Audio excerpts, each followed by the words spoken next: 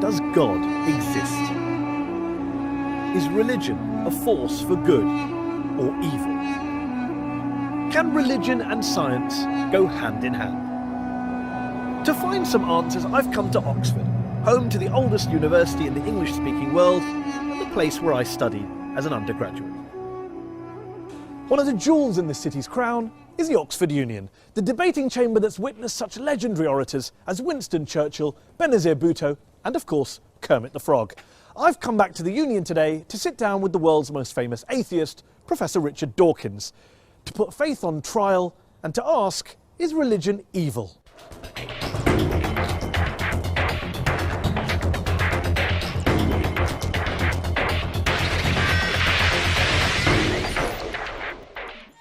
Muslims riot in protest against a truly awful film demonising Islam. Dozens are killed. The Quran, if found guilty, can be burned. A Christian pastor in Florida tries to burn a copy of the Quran and ignites global pandemonium.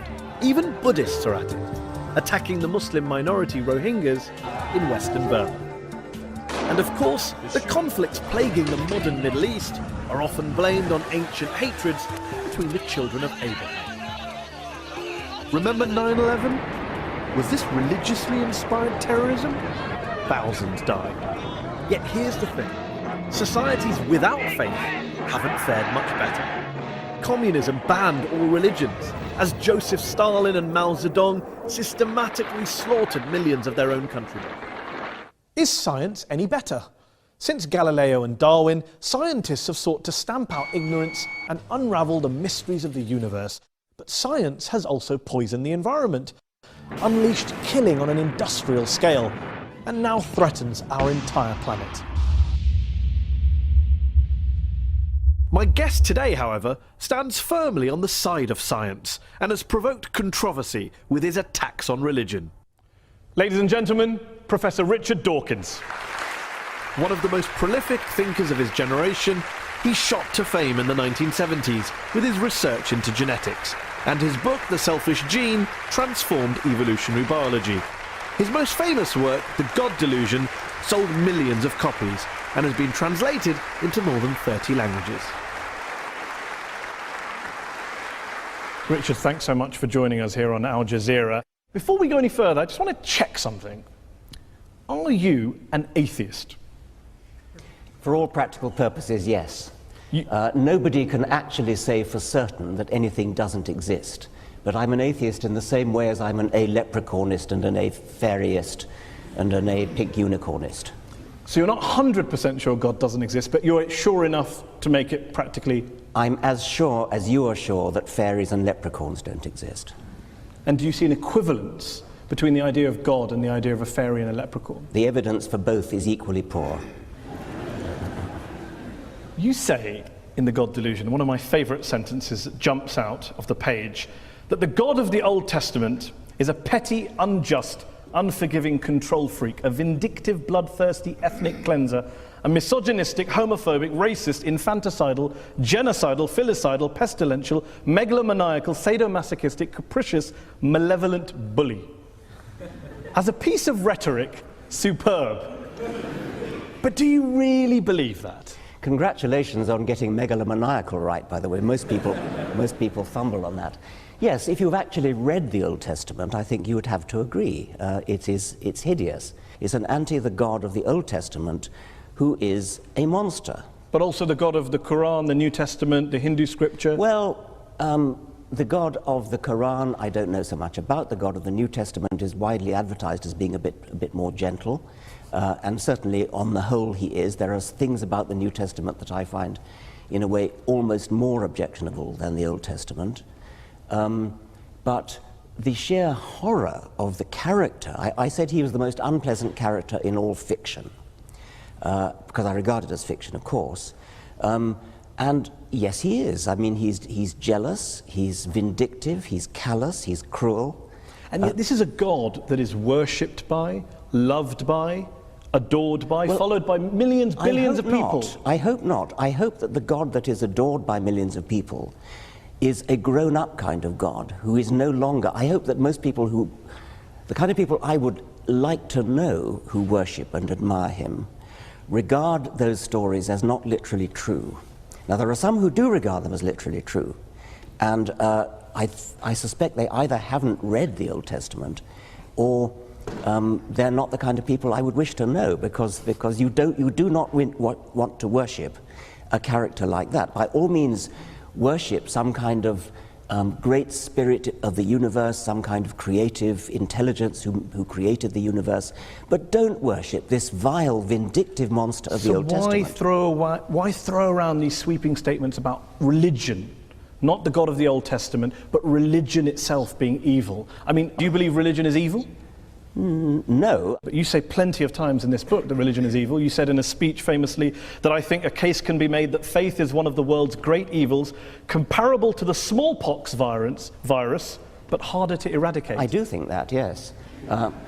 Because what I'm talking about there is faith, where faith means belief in something without evidence. Because if you believe something without evidence, then that justifies anything. You're no longer vulnerable to somebody coming back at you and saying, hang on a minute, let me argue the case. If you believe it without evidence, which is what faith is, then you don't argue the case. You say, no, I'm not arguing that case. This is my faith. It's mine. It's private. I don't dissent from it. I don't retreat from it. You're just going to have to accept it. Now, that is evil. And yet you spend so much of your time debating people of faith. So clearly people of faith are interested in having discussions. They're not just all blind believers insisting on their way of... Well, nobody said anything about all of them. I mean, the vast majority of religious people are perfectly good, nice people, as you are. There's no suggestion I've ever made that all religious people are evil. Of course not. There is a logical progression that goes from believing in faith, having faith that your God tells you to do something, and doing terrible deeds, like suicide bombing, like flying planes into skyscrapers. The vast majority of people of faith don't do such terrible things. But those people who do terrible things do it believing that they are righteous and good, and they think that they're doing the will of their God. So they're not evil people, they're actually good people by their own lights. They believe they're doing good things, and that's why religion is evil, because it can make you do evil things believing that they are good. Do you really believe that people who go out and carry out suicide bombings, it is faith? Religion is to blame, not geopolitics, not the world, not their lives, not what's going on around us. It's religion, plain and simple. Not always, it's not in the case of the Tamil Tigers, for example, but I think in a great majority of cases it is, and I think it certainly makes it a hell of a lot easier. The evidence is plain that in many Islamic suicide bombers, you talk to them, those who fail, you talk to them afterwards, they've got paradise on the brain. They're desperate to go to a martyr's heaven.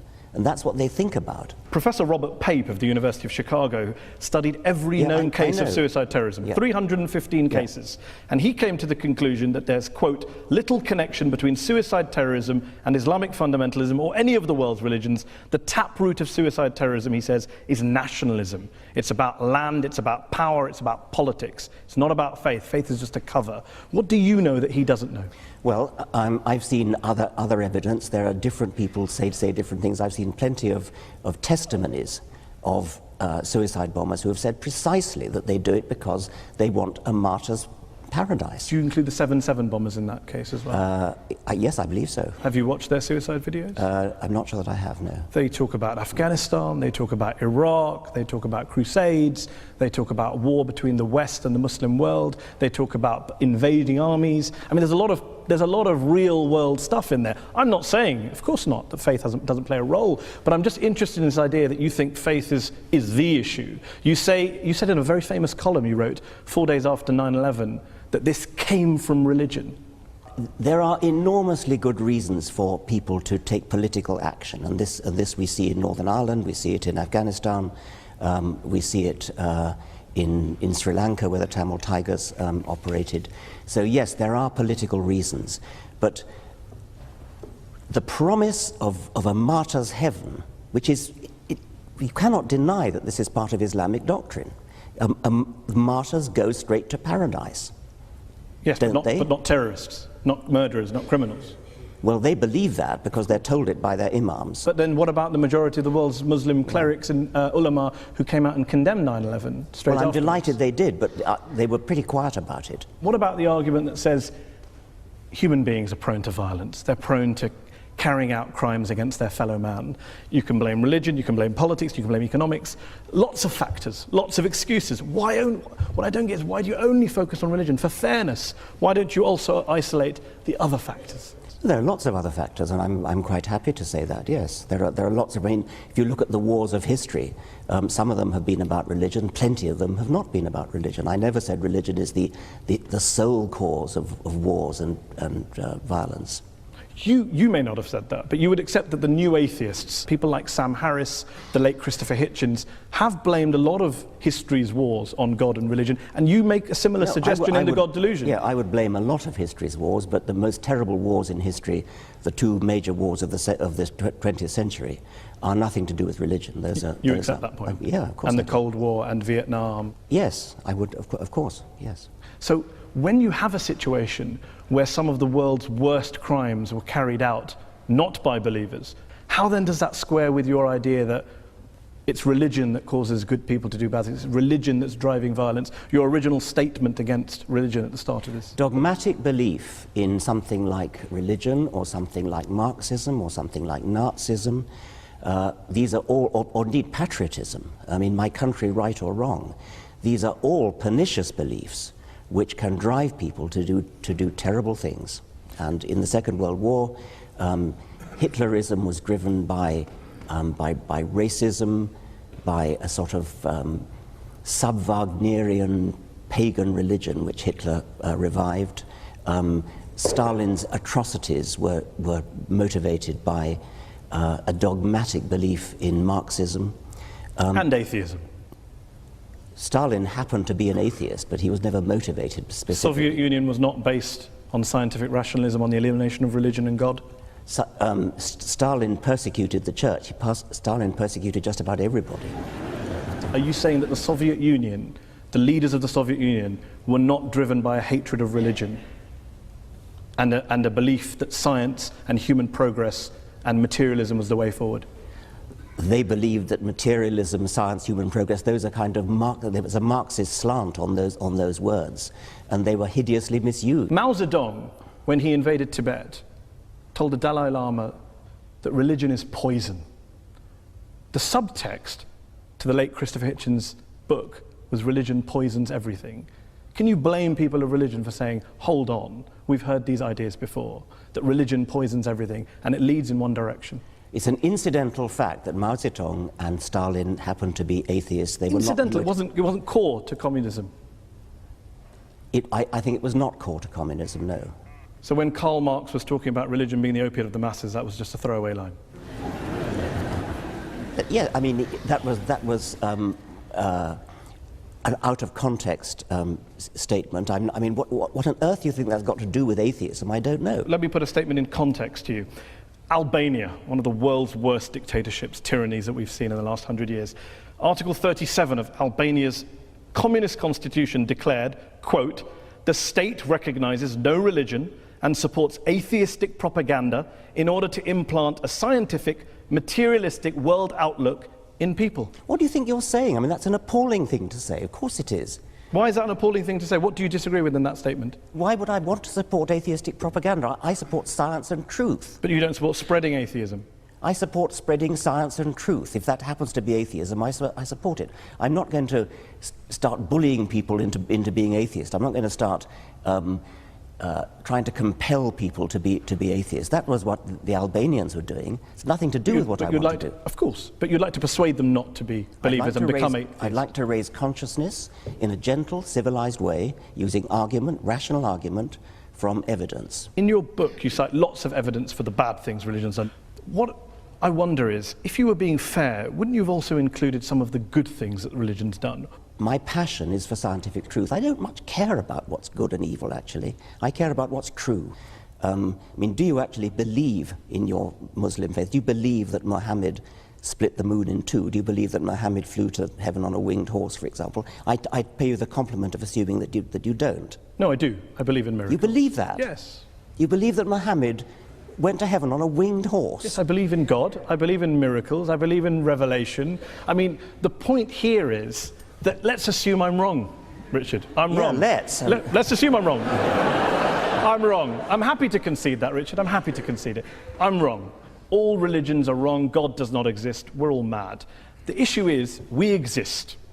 We've existed for a while. I think even Christopher Hitchens said, and you've said in your writings, we're not going anywhere. So my question to you is, why not acknowledge, for example, the good things that religion has done? Do you accept that religion has done good things, despite all of our mad beliefs and our miracles? I accept that individual religious people have done an enormous number of good things. Not driven by religion?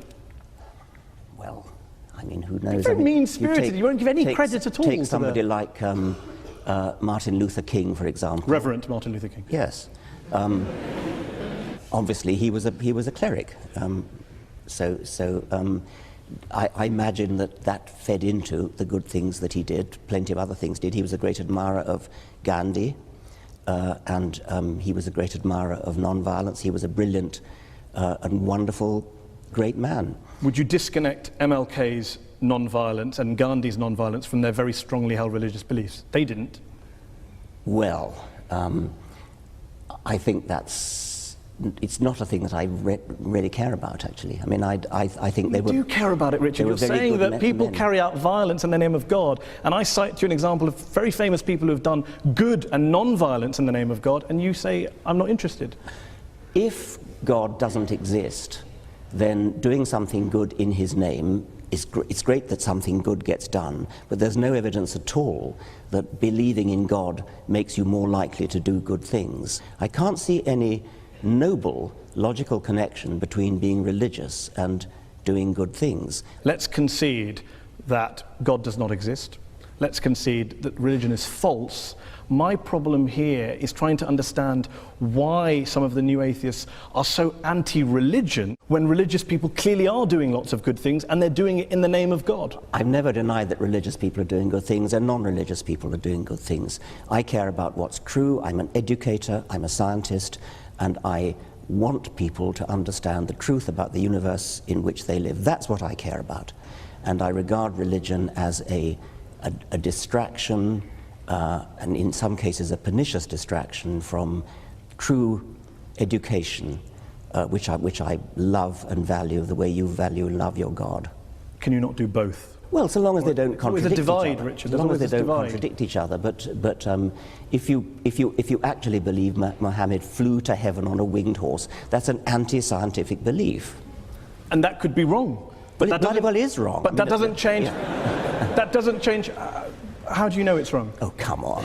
You're a man of the 21st century. No, I'm just asking. It comes back to my original question. The rational position is the agnostic. The rational position is the agnostic position. Why up there? What, I mean, the rational position. I didn't say up there. I didn't pick a place. Okay, you well, picked a place. why would a winged horse be the way to get to heaven if it's not up there? I asked a question about. You asked about proof. I'm all for saying I can't prove it, but can you prove he didn't do it? I mean, this is the end-all debate. He didn't fly to heaven on a winged horse? I'm just asking on your criteria. I'm just asking on your criteria. No, I can't prove it, and I can't prove it wasn't a golden unicorn. But I'm fascinated that you'd rather. I'm fascinated that you'd rather talk about what animals the Prophet may or may not have used 1400 years ago, rather than talk about what Muslims or Islam is doing in the world today, good or bad. Well, that seems to be the distraction. If anyone's distracted, it seems to be you. Well, that's your view. I'm fascinated by how somebody, a respected, sophisticated journalist in the 21st century, can believe that a prophet flew to heaven on a winged horse. Let me ask you this. Are all people who hold beliefs in God and in miracles and the supernatural, do you regard them all as intellectually inferior to you? I regard those beliefs as intellectual nonsense. I don't regard the individuals as intellectually inferior to me, because many of them palpably are not. If you go back in history, then all bets are off, because before Darwin, for example, it is not at all surprising that before Darwin people believed in all kinds of things which they wouldn't believe in now. There are many people, many scientists today who say they're religious. And if you actually ask them what they believe, in many cases it turns out what they believe is in some sort of deistic God, some sort of intellectual spirit, some sort of creative intelligence that lay at the root of the universe, perhaps invented the laws of physics, something like that. I don't agree with this book, but it's an excellent book, very well argued. You're very passionate, clearly.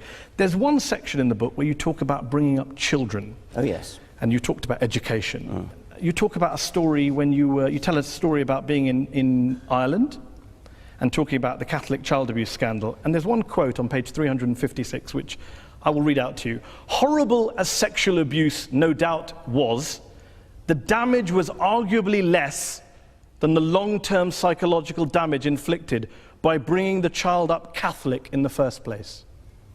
You believe that being brought up as a Catholic is worse than being abused by a priest? There are shades of being abused by a priest, and I quoted the example of a woman in America who wrote to me saying that when she was 7 years old, she was sexually abused by a priest in his car, and at the same time, a friend of hers, who also 7, who was Protestant, or was of Protestant family, I should say, died. And she was told that because her friend was Protestant, she had gone to hell and would be roasting in hell forever. And she told me that of those 2 abuses, she got over the physical abuse. It was yucky, but she got over it. But the mental abuse of being told about hell, she took years to get over. And with respect, Richard, you're an empiricist, you're a rationalist. One letter from one woman in America isn't really the basis to extrapolate and make such a sweeping conclusion. That is, of course, true. And I'm not basing it on that. It seems to me that telling children such that they really, really believe that people who sin are going to go to hell and roast forever, that your skin grows again when it peels off with burning. It seems to me to be intuitively entirely reasonable that that is a worse form of child abuse, that will give more nightmares, that will give more genuine distress, because they really believe it. If they don't believe it, it's not a problem, of course. You also say... Let me just... I mean, I've been put on the spot about this health fire thing. We haven't really been put on the spot. In what sense have you been put on the spot? Well, I sense that you think it's somehow obvious that having a priest, if you're a small girl, having a priest put his hand... I would be very interested in asking the audience whether being told about heaven and hell as a child, being brought up as Catholic, is worse than being abused by a priest. Okay. Let's have a show of hands. Okay. Is it worse to be abused by a priest? And if you believe it's worse for a priest to abuse a child than to bring up your child Catholic, raise your hands. Are they both as bad as each other? Raise your hands. So we have a 3-way split in the audience. Let's finish this section with one last related subject on this question, a personal question from me. You talk about how to teach children that there is one God, or that God created the world in 6 days, that is child abuse. To even teach your children religion is child abuse. So, I have a daughter. I teach her about Islam and the horse. Am I guilty of child abuse? Do you teach her the world was created in 6 days? No, because Islam doesn't teach that, Richard. I'm delighted to hear that. I ask again, am I guilty of child abuse for teaching my child stories from the Quran? No, yes you or are no? Not. No.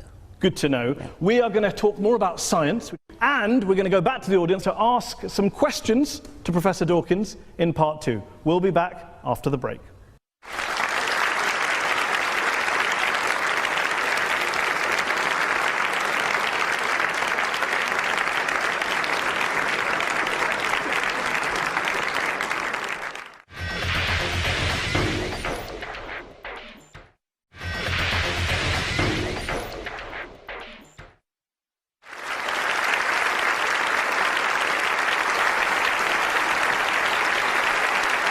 Welcome back. We're talking about religion and its impact on the world. Good, bad, evil. We're joined here by our guest, evolutionary biologist, Professor Richard Dawkins. Richard, science is your great passion. And you're a great believer in science. You're an evangelist for science, a promoter and defender of science. But what would you say to those people who say there are some quite important questions, genuine questions, that science cannot answer? Why are we here? What's the meaning of life? Where does morality come from? And that if religion wants to have a crack at answering those, what's science's objection? I'm not sure I'd accept that science can't answer those particular questions. I think there are other questions science probably shouldn't try to answer, like what is right and what is wrong.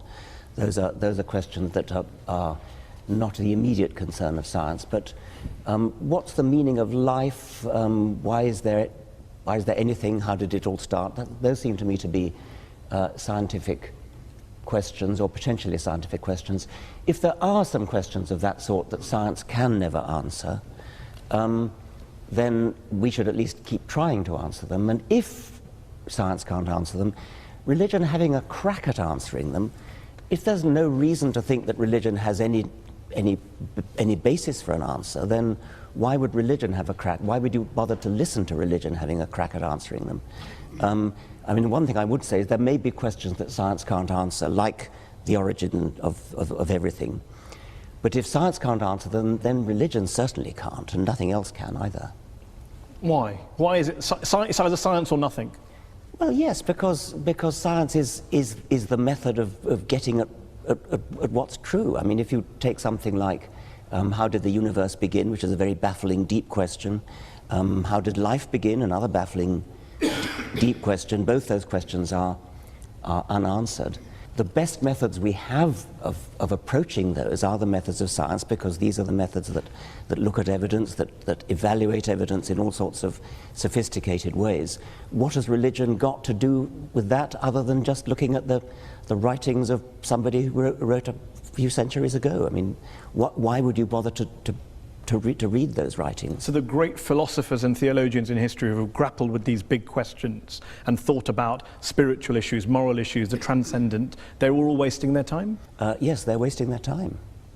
What about, why does my life have meaning? What's its worth? Well, where does my dignity come from? Your meaning and your dignity are up to you, and mine are up to me, and these are not questions that science would attempt to answer. Each person finds their own meaning in their own life. And good luck to them. And what's wrong with religion offering moral certainties if, as you say, science can't answer moral questions? Science can't offer moral certainty, but I don't see that religion can either. You don't think that the religious values we have today, the moral codes we live by today, were originally derived from Judeo-Christian values, Islamic values, Hindu values? Not really, no. I mean, things like the Golden Rule, things like treat others as you would wish to be treated yourself.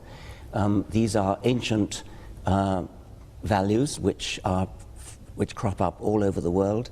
They've been adopted by many religions. You can find justifications for them in moral philosophy. You can find justifications for them in evolutionary biology, which is my own subject. I don't seriously think you're going to base your morality on religion, because if you do, then you've got to say, well, do I base it on Scripture? I hope you don't base it on Scripture, because if you do, then you're going to have some pretty horrible values unless you deliberately cut out those parts of Scripture which are unacceptable to modern morality. Do you believe science is omnipotent, that it can answer all questions? I've already said no. I've already said it can't answer moral questions. But questions about the real world, questions about reality, questions about the origins of things, why life is the way it is, why the world is the way it is, why the universe is the way it is, yes, science is the way to answer that. Some of your critics have argued that you are willing to hold religion up to a very, put it under the microscope, hold it to account, scrutinize it, criticize it. You don't do the same to science or scientists or some of the bad things that have come out of science. Well, bad things that come out of science, if by that you mean horrible weapons. Nuclear weapons, yeah, gas chambers, nuclear eugenics. Weapons, yeah. These are terrible things which are technology that arises out of science, and it's certainly true that if you want to do terrible things with technology, with terrible weapons, for example, science is the best way to do it, because science is the best way to do anything. And even bad things. Even bad things. I mean, that's right. If you want to develop a terrible weapon, you're not going to do it in any other way than by science. The trick is not to want to develop a terrible weapon, and that's a political decision. And you do not see science and religion as occupying two different compartments that can live side by side. They are in conflict with one another. Insofar as religion attempts to talk about reality and has an alternative vision of reality, I think they are incompatible, yes. Despite the fact, as we discussed earlier, many of our leading scientists are believers? I think it's baffling. I mean, what they in practice do is they leave their religion at the door when they go into the lab. And so they get on with their science. They say they don't. Well, I know they do, but, well, okay. Isn't it because religion answers all sorts of human needs and spiritual urges which science never can? Isn't that the real issue that you can't get away from? Religion may answer human needs. I mean, for example, if you're terrified of dying, religion may answer the need for comfort and consolation. Or if you miss a loved one who's died and you hope to see them one day in heaven, then religion answers a need. It doesn't make it true. And one last thing, and then we'll go to the audience. What do you say to those people who say, you talk a great deal about the power of science, the truth of science. You have people like Sam Harris who say morality can be determined by science. You have quite charismatic, forceful people going around the world proselytizing on behalf of science, that science is actually the new religion that you guys are pitching. I wouldn't say it's a new religion. I mean, it certainly does some of the things that religion traditionally has tried to do, like to answer the deep questions of existence. And it does that, and it does it successfully in a way that religion never has. But it isn't a religion because it's not based upon any holy books, it's not based upon faith, it's not based upon revelation, it's not based upon tradition, it's based upon evidence, and there's a huge difference. And anything that we do not have evidence for that's not scientifically testable, you would dismiss? Well, scientifically testable is putting the bar rather highly, but I do think that evidence is the only good reason to believe anything, yes. So love, beauty, aesthetics, metaphysics? No, I mean, those are obviously important questions. And if you ask some question like, how do you know that your wife loves you? It's from evidence. I mean, it's not scientifically testable evidence, but it's evidence. It's little looks in the eye, it's little catches in the voice. I mean, that is evidence. That's not just internal revelation. Okay, let's open it up to the audience. We've been talking about God, evil, war, terrorism, bringing up your children, living a good life, religion and happiness, science versus religion. Who would like to answer the first question? Yes, you?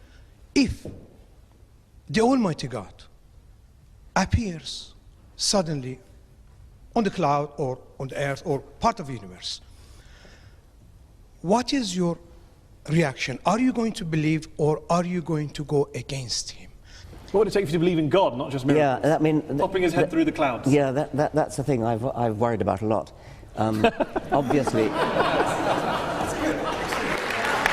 it would do wonders for the book. the reason I worry about it is that obviously, as a scientist, I'm committed to the view that I would change my mind if evidence came along.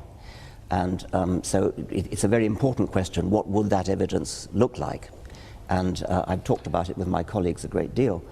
I used to think, yes, if there was a great deep Paul Robeson voice coming out of the clouds saying, I exist, then yes, obviously I would believe it. But have you ever seen a really, really good conjuring trick?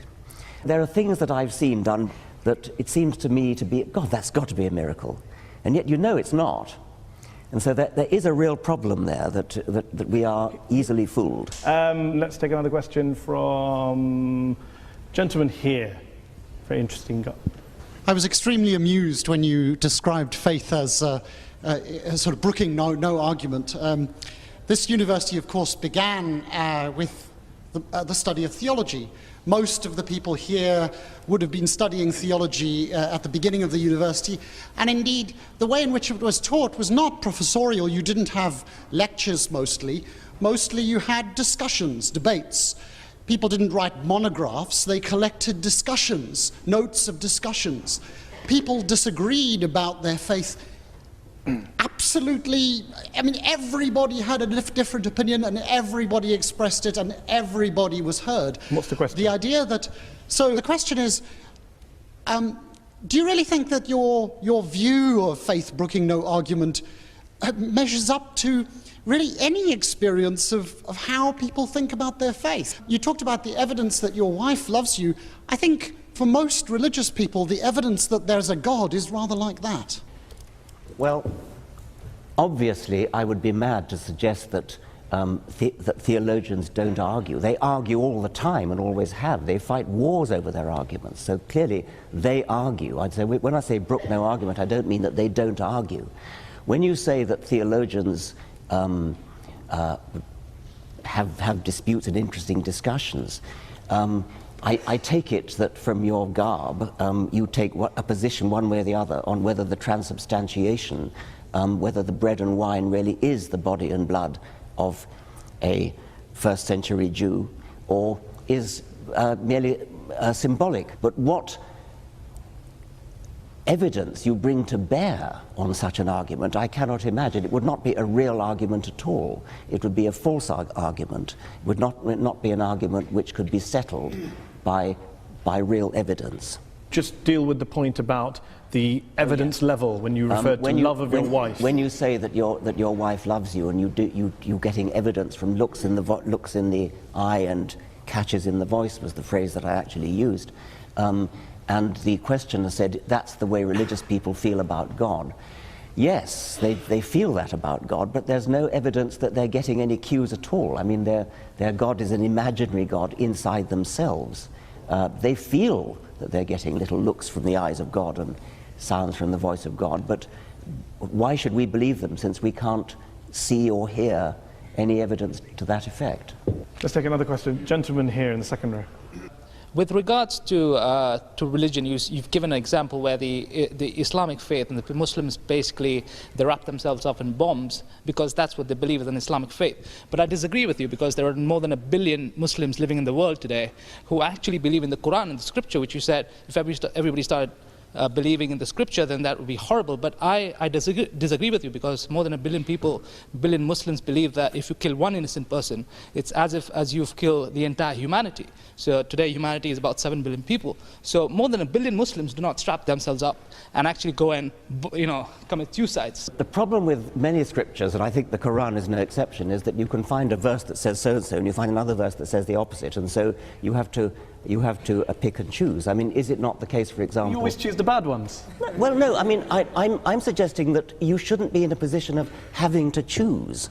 I mean, you shouldn't base your life on a holy book which has contradictory verses, where you can choose one verse when you want to make one point and another verse when you want to make another point. I mean, isn't it the case that the penalty for apostasy is death? You can't take these things and just hold... I could hold up an example of, we mentioned earlier, Sam Harris has said there are some views that are so irrational, people should be put to death for them. Should I hold all atheists to him? Of course I won't hold him to all atheists to that view. Let me put it to you. I mean, is the penalty for apostasy death? No.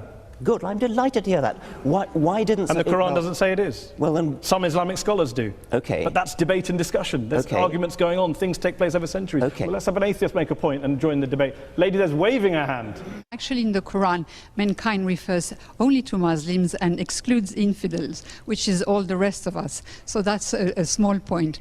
But really, my question to Professor Dawkins is, how does he feel about the encroachment of all religions, extremists, evangelists, Christians, and a lot of Muslims into the politics and everyday life, and how does he feel about a religion trying to influence politics and public, How do you feel about religion influencing politics and public life? People should be free to speak their minds. I mean, I'm a great believer in free speech, and so members of parliament should speak their minds, and if their minds are influenced by their religion, then that's fine.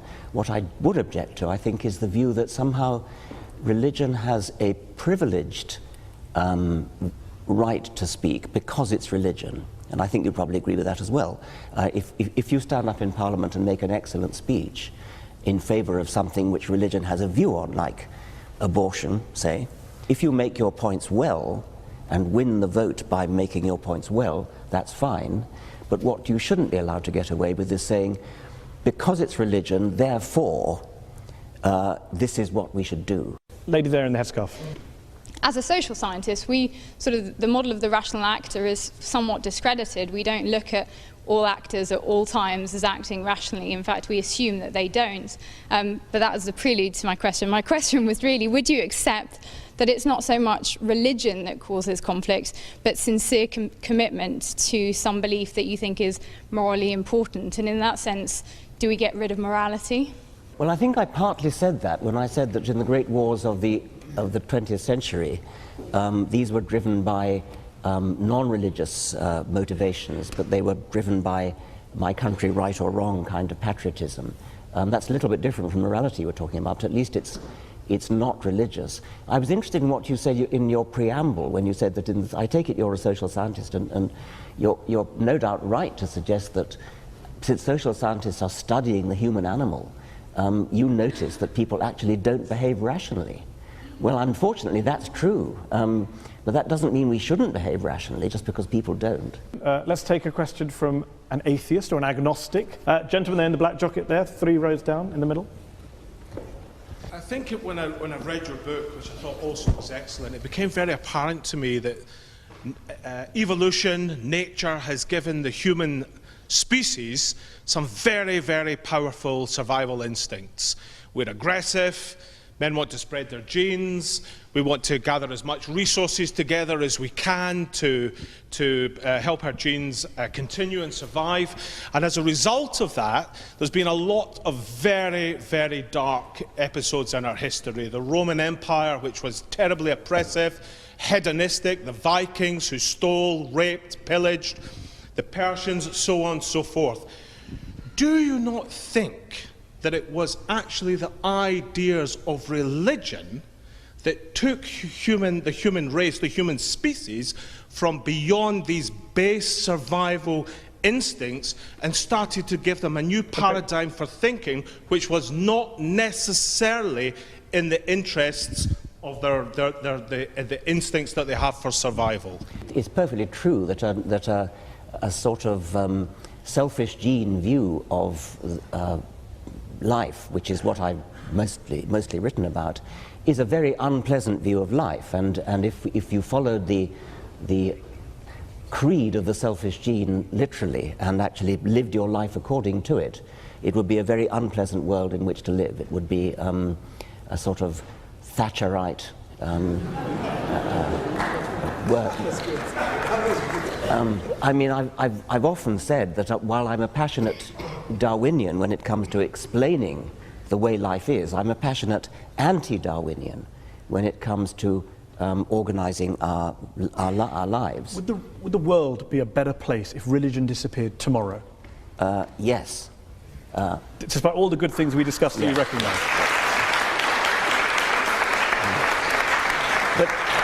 But you'd still have the Nazi Holocaust, the communism, you wouldn't have the charities, that's fine. You would have the charities, but I mean, it's only your assumption. But I want to finish because the questioner actually challenged me by saying that it was religion that helped us to escape from the unpleasantness of the selfish gene. I don't actually think that is true.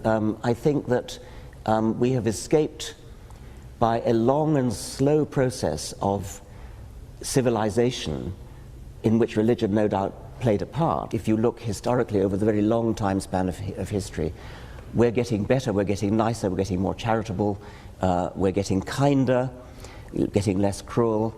I wouldn't give religion the credit for that. I think I would give a much more complicated mixture of civilizing processes the credit for it, and religion is probably a part of that. Okay, let's take one last question. Gentleman there in the blue jumper. And we're going to have to make this the last question. Professor Dawkins, as an atheist, is it not the case that you either believe in the universe just popping into existence without a cause, which is worse than hocus pocus, or in this thing called the multiverse, which has as much independent empirical evidence as Hades controlling the underworld?